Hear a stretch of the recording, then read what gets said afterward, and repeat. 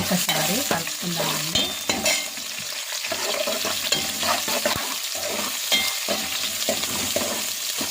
కొంచెం golden colour రాగానే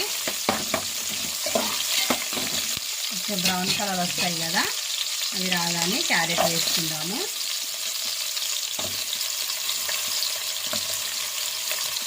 next ఆలుగడ్డ వేసుకుందాము. ఆలుగడ్డ ముక్కలు. నెక్స్ట్ బిన్నీస్ వేసుకుందాము. లాస్ట్గా కరివేపాకు కూడా వేసేసుకుందాం. ఒకసారి కూరగాయలన్నీ చక్కగా కలుపుకుందాం.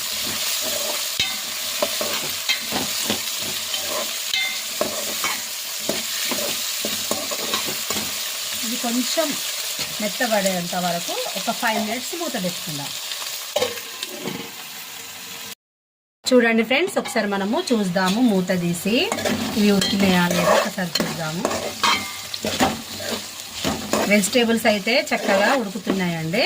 ఇందులోనే మనము ఒక హాఫ్ ఉడికిపోయిన నేనైతే ఒక టమాటా కట్ చేసుకున్నానండి, ఇందులోనే వేద్దాం.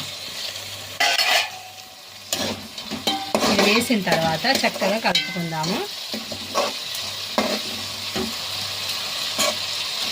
చూడండి ఫ్రెండ్స్, కూరగాయలు అయితే మంచి చక్కగా ఉడుకుతున్నాయి. ఒక 2 మినిట్స్ మనము మూత పెట్టుకొని వాటిని మెత్తగా ఉడికించుకుందాం. చూడండి.